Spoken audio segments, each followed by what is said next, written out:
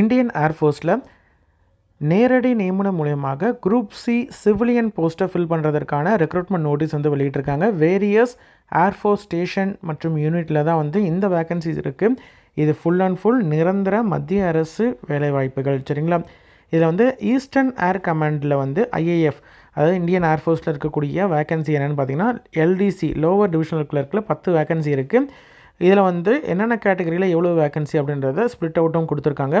ஹிந்தி டைப்பிஸ்ட்டை பொறுத்த வரைக்கும் ஒரு வேக்கன்சி, குக்கில் 12 வேக்கன்சி, ஸ்டோர் கீப்பரில் 16 வேக்கன்சி, கார்பெண்டரை பொறுத்த வரைக்கும் இதுவும் ஸ்டோர் கீப்பரில் தான் வரும் 3 வேக்கன்சி, பெயிண்டர் ஸ்டோர் கீப்பரில் 3 வேக்கன்சி, மல்டி டாஸ்கிங் ஸ்டாஃப் எம்டிஎஸில் 53 vacancy, mess staff 7, laundryman 3, housekeeping staff 31 vacancy, vulcaniser 1 vacancy, civilian mechanical transport driver 8 vacancy. டோட்டலாக வந்து ஈஸ்டர்ன் ஏர் கமாண்டில் 148 வேக்கன்சி. சரிங்களா?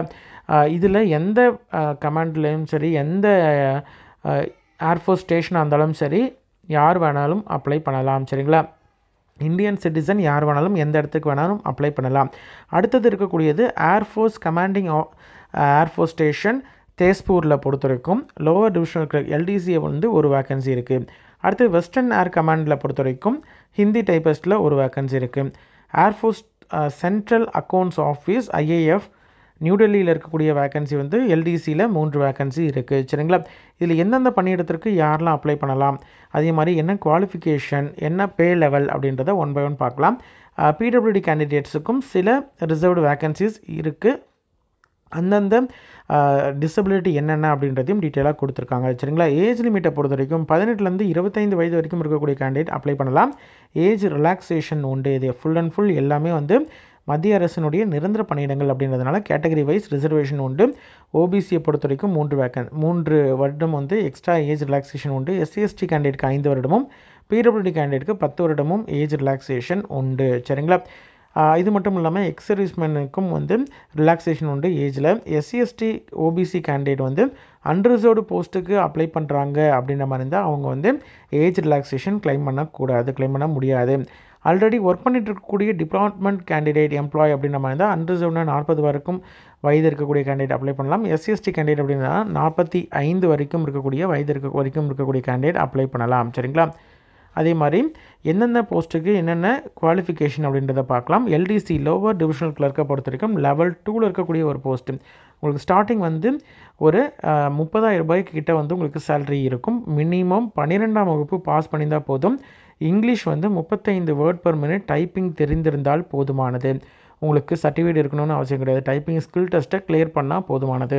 ஹிந்தி டைப்பிஸ்ட்டை பொறுத்த வரைக்கும் இதற்கும் லெவல் 2 தான். +2 முடிச்சிருக்கணும். இங்கிலீஷ் 35 வேர்ட் பர் மினிட்டு அல்லது ஹிந்தினா 30 வேர்ட் பர் மினிட்டும் டைப் பண்ண எபிலிட்டி இருக்கக்கூடிய கேண்டிடேட் அப்ளை பண்ணலாம். அடுத்தது ஸ்டோர் கீப்பரை பொறுத்த வரைக்கும் +2 முடிச்சிருந்தால் போதுமானது. அதே மாதிரி ஸ்டோர் ஹேண்டில் பண்ணுற முன்னோடவும் இருக்கக்கூடிய கேண்டிடேட்டாக இருந்தால் பெஸ்ட்டு, இல்லைனாலும் பிரச்சனை இல்லை. சிவிலியன் மெக்கானிக்கல் டிரான்ஸ்போர்ட் டிரைவர் பொறுத்த வரைக்கும் எல்லா போஸ்ட்டும் பார்த்திங்கன்னா லெவல் 2ல் இருக்கக்கூடிய போஸ்ட்டு தான்.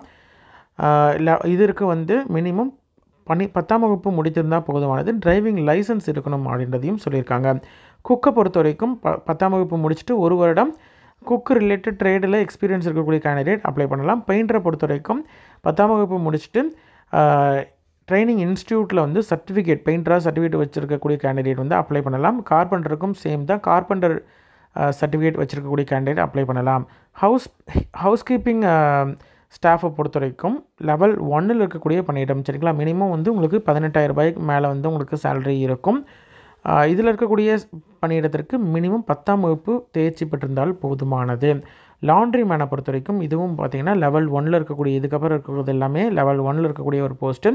லாண்ட்ரி மேனுக்கும் பார்த்திங்கன்னா 10ஆம் வகுப்பு முடிச்சுட்டு 1 வருடம் தோபியாக ஒர்க் பண்ண எக்ஸ்பீரியன்ஸ் இருக்கக்கூடிய கேண்டிடேட் வந்து அப்ளை பண்ணலாம்.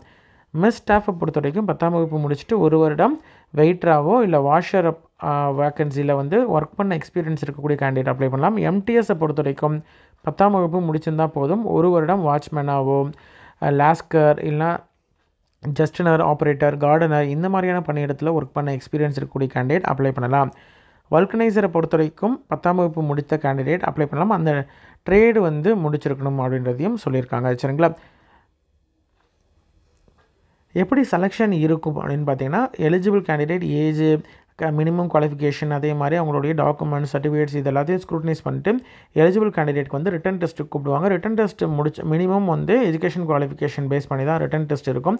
ரிட்டன் டெஸ்ட்டை பொறுத்த வரைக்கும் எல்டிசிலாம் பார்த்தீங்கன்னா எல்டிசி ஹிந்தி டைப்பிஸ்ட்டை பொறுத்த வரைக்கும் general intelligence, English language, numerical aptitude, general awareness அப்படின்னு சொல்லிட்டு இருக்கும். ரிமைனிங் இருக்கக்கூடிய பணியிடத்துக்குலாம் பார்த்திங்கன்னா அந்தந்த ட்ரேடு ரிலேட்டட் கொஷின்ஸ்லாம் வரும். ஜென்ரலாக இருக்கக்கூடிய MTS, housekeeping, laundryman, mess staff, வல்கனைசர்லாம் பார்த்திங்கன்னா ஜென்ரல் இன்டெலிஜென்ஸும், ரீசனிங்கும், நியூமரிக்கல் ஆப்ஸும், ஜென்ரல் இங்கிலீஷும், ஜென்ரல் அவேர்னஸும் இருக்கும். சரிங்களா? இது முடிச்சதுக்கப்புறம் உங்களுக்கு வந்து ஸ்கில் டெஸ்ட், அதாவது டைப்பிங்னா டைப்பிங் டெஸ்ட்டு, ட்ரேடுனா அந்த ட்ரேடில் இருக்கக்கூடிய டெஸ்ட்டு, இது வந்து ஃபுல் அண்ட் ஃபுல் வந்து ட்ரேடை அந்த ஸ்கில் டெஸ்ட் ப்ராக்டிக்கல் டெஸ்ட் வந்து குவாலிஃபைங் நேச்சர். அதாவது ரிட்டன் எக்ஸாமில் 100% வந்து அதை பேஸ் பண்ணி தான் உங்களுக்கு இருக்கும். ஆனால் வந்து இந்த ஃபிசிக்கல் ஸ்கில் டெஸ்ட் வந்து குவாலிஃபை பண்ணணும், மினிமம் வந்து மார்க்கு எடுக்கணும். சரிங்களா? அதே மாதிரி அப்ளை பண்ணுறதுக்கான கடைசி நாள் இது வந்து மே 17 அந்த எடிஷனில் வந்திருக்கக்கூடிய எம்ப்ளாய்மெண்ட் நியூஸில் வந்திருக்கு. 30 நாள் அதுக்குள்ளே வந்து நீங்கள் அப்ளை பண்ணணும். சரிங்களா? மேக்ஸிமம் வந்து மே 30 இல்லைனா வந்து ஜூன் ஃபஸ்ட் வீக்குள்ளே அப்ளை பண்ணிட்டுருக்கிறது நல்லது, சேஃபு. சரிங்களா? அதே மாதிரி அந்தந்த கேட்டகரி கேண்டிடேட்ஸ் வந்து எஸ்சி, எஸ்டி, ஓபிசி, இடபிள்யூஎஸ் கேண்டிடேட்லாம் பார்த்திங்கன்னா அதற்கான ப்ராப்பரான சர்டிஃபிகேட் கரெக்டான ஃபார்மெட்டில் இருக்கணும். சரிங்களா? இடபிள்யூஎஸ் கேண்டிடேட்லாம் பார்த்திங்கன்னா இந்த இன்கம் அசஸ்மெண்ட் சர்டிஃபிகேட் வந்து ப்ராப்பரான வந்து வச்சுருக்கணும். சரிங்களா? ஓபிசி கேண்டிடேட்டை பொறுத்த வரைக்கும் ஓபிசி என்சிஎல் சர்டிஃபிகேட் இருக்கணும். அதுவும் இல்லாமல் ஃபினான்ஷியல் இயர் வந்து கரெக்டாக இருக்கணும். சரிங்களா? அதே மாதிரி இந்த அப்ளிகேஷனை பொறுத்த வரைக்கும் நீங்கள் வந்து ஃபுல்லாக வந்து டைப் பண்ணியோ அல்லது மேக்ஸிமம் டைப் பண்ணி இருக்கிறது best. Recent passport size photo ஒட்டிக்கோங்க. அதே மாதிரி அதில் வந்து அட்டஸ்டேஷன், உங்களுடைய சர்டிஃபிகேட்டில் அட்டஸ்டேஷன் வாங்கிக்கணும். அதே மாதிரி ஒரு என்வலப்பில் உங்களுடைய செல்ஃப் அட்ரஸ் போட்டு உங்களுடைய அட்ரஸ் எழுதி 10 ரூபா ஸ்டாம்ப் ஒட்டி நீங்கள் வந்து அனுப்பணும். சரிங்களா? வெளியில் வந்து 2 அட்ரஸ் போட்டு என்ன போஸ்ட்டுக்கு அப்ளை பண்ணுறீங்க அப்படின்றது எழுதணும். Application for the post of அப்படின்னு சொல்லிட்டு என்ன அண்ட் கேட்டகரி அப்படின்னு சொல்லிட்டு மென்ஷன் பண்ணிடணும். அதுக்குள்ளே வந்து உங்களுக்கு சின்னதாக ஒரு என்வலப் வந்து வைக்கணும். அந்த என்வலப்பை பொறுத்த வரைக்கும் 10 ரூபா ஸ்டாம்ப் ஒட்டி 2 அட்ரஸில் உங்களுடைய அட்ரஸ் வந்து மென்ஷன் பண்ணியிருக்கணும். சரிங்களா? அது வந்து எதற்காக அப்படின்னு பார்த்தீங்கன்னா உங்களுடைய இன்டர்வியூ ரிட்டன் எக்ஸாமுடைய அப்பாயின்மெண்ட், அதாவது உங்களுடைய இன்டர்வியூ கார்டு இல்லைனா வந்து ரிட்டன் எக்ஸாமுடைய அட்மிட் கார்டு வரதுக்கான ஒரு போஸ்ட் என்வலப் தான். சரிங்களா? அதில் தான் உங்களுக்கு வரும். சரிங்களா? அதே மாதிரி நீங்கள் ஒரே கேண்டிடேட் 2-3 போஸ்ட்டுக்கு அப்ளை பண்ணுறீங்க, 2-3 ரீஜனுக்குலாம் அப்ளை பண்ணுறீங்க அப்படின்ற மாதிரி இருந்தால் கண்டிப்பாக வந்து நீங்கள் செப்பரேட் அப்ளிகேஷன் கொடுக்கணும். சரிங்களா? 2 பாஸ்போர்ட் சைஸ் ஃபோட்டோ கண்டிப்பாக நீங்கள் வந்து இதில் ஒட்டி அனுப்பணும். சரிங்களா? அதே மாதிரி இது ஆல் இண்டியாவில் எங்கே வேணால் நீங்கள் ஒர்க் பண்ணுறதுக்கான ஒரு வாய்ப்பு இருக்கும். அதே மாதிரி உங்களுக்கு சர்வீஸில் என்னென்ன பெனிஃபிட்ஸ் எல்லாமே இதில் ஜாயின் பண்ணக்கூடிய ரெகுலர் எம்ப்ளாயீஸ்க்கு என்னென்ன இருக்கோ அது எல்லாமே உங்களுக்கு ஐஏஎஃப்பில் உங்களுக்கு ப்ரொவைட் பண்ணுவாங்க. ஏன்னா இது வந்து ஒரு ரெகுலர் பர்மனெண்ட் ஜாப். சரிங்களா? இந்த பெர்ஃபார்மாக தான் வந்து உங்களுடைய அப்ளிகேஷன். இதை நீங்கள் மேக்ஸிமம் டைப் பண்ணி அனுப்புறது நல்லது. எந்த போஸ்ட்டுக்கு அப்ளை பண்ணுறீங்க, எந்த யூனிட்டில் அப்படின்றது மென்ஷன் பண்ணணும். எந்த போஸ்ட்டுக்கு அப்ளை பண்ணுறீங்க அப்படின்றதையும் திரும்பி ஒரு தடவை மென்ஷன் பண்ணணும். உங்களுடைய நேம் கேபிட்டல் லெட்டரில் உங்களுடைய பாஸ்போர்ட் சைஸ் ஃபோட்டோ ஒட்டிடுங்க. அதே மாதிரி ஃபாதர்ஸுடைய நேமு, உங்களுடைய date of birth, birth certificate கண்டிப்பாக நீங்கள் வந்து ஜெராக்ஸ் வைக்கணும். அது மட்டும் இல்லாமல் லாஸ்ட் டேட் அன்னைக்கு உங்களுடைய வயது என்ன அப்படின்றதையும் மென்ஷன் பண்ணணும். அட்ரஸ்ஸு, உங்களுடைய ப்ரெசன்ட் அட்ரஸ், பர்மனெண்ட் அட்ரஸ், பின்கோடோட, அதே மாதிரி என்ன கேட்டகரி, ஜென்ரலாக, ஓபிசியா, எஸ்சி, எஸ்டியா அப்படின்னு சொல்லிட்டு அதையும் நீங்கள் வந்து மென்ஷன் பண்ணணும். அதற்கான செல்ஃப் அட்டஸ்ட்டு சர்டிஃபிகேட்டும் இன்க்ளோஸ் பண்ணணும். உங்களுடைய கல்வி தகுதி, வேறு ஏதாவது உங்களுக்கு எக்ஸ்ட்ரா குவாலிஃபிகேஷன் இருக்குது அப்படின்ற மாதிரி தான் அந்த டீட்டெயில்ஸும் கொடுக்கணும். எக்ஸ்பீரியன்ஸ் சர்டிஃபிகேட்ஸு, நீங்கள் எந்த மாநிலத்தை சேர்ந்தவங்க அப்படின்றத அதற்கு ரெசிடென்சி இல்லை நேட்டிவிட்டி சர்டிஃபிகேட் இருந்ததுன்னா அதையும் நீங்கள் என்க்ளோஸ் பண்ணணும். எம்ப்ளாய்மெண்ட் எக்ஸ்சேஞ்சில் பதிவு பண்ணியிருக்கீங்க அப்படின்ற மாதிரி தான் அதனுடைய ரெஜிஸ்ட்ரேஷன் நம்பர், அதே மாதிரி எந்த எம்ப்ளாய்மெண்ட் எக்ஸ்சேஞ்சில் பதிவு பண்ணியிருக்கீங்க அப்படின்ற அந்த டீட்டெயிலும் கொடுக்கணும். எல்லாம் முடிச்சதுக்கப்புறம் கீழே வந்து சைன் பண்ணிக்கோங்க. அதுக்கப்புறம் சைன் பண்ணிவிட்டு டேட்டும் மென்ஷன் பண்ணிக்கோங்க. இது ஃபுல் அண்ட் ஃபுல் ரெக்கார்ட் பர்பஸ்க்காகவும். இந்த அக்னாலஜ்மெண்ட் வந்து இதுலேயும் உங்களுடைய ஃபோட்டோ, செல்ஃப் அட்டஸ்டட் ஃபோட்டோ வந்து ஒட்டிக்கணும். சரிங்களா? இதில் வந்து எந்த போஸ்ட்டுக்கு அப்ளை பண்ணுறீங்க, என்ன name, father's name, date of birth, இந்த மாதிரி இருக்கக்கூடிய பேசிக்கான டீட்டெயில்ஸ் எல்லாத்தையும் மட்டும் எழுதி வச்சுக்கோங்க. ஆனால் ஃபுல் அண்ட் ஃபுல் அவங்க தான் இது வந்து உங்களுடைய வந்துடுச்சு, உங்களை அப்ளிகேஷன் வந்துடுச்சு அப்படின்றதுக்கான அஷூரன்ஸ்க்கான ஒரு அக்னாலஜ்மெண்ட். சரிங்களா? ஓகே.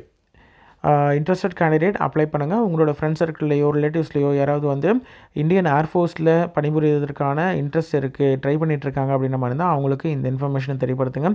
மினிமம் 10ஆம் வகுப்பு 12ஆம் வகுப்பு எனி டிகிரி முடித்த கேண்டிடேட் அப்ளை பண்ணுற மாதிரியான, ஐடிஐ முடித்த கேண்டிடேட் அப்ளை பண்ணுற மாதிரியான வேரியஸ் வேகன்சிஸ் இருக்குது வேரியஸ் ஐஏஎஃப் ஸ்டேஷனில். சரிங்களா?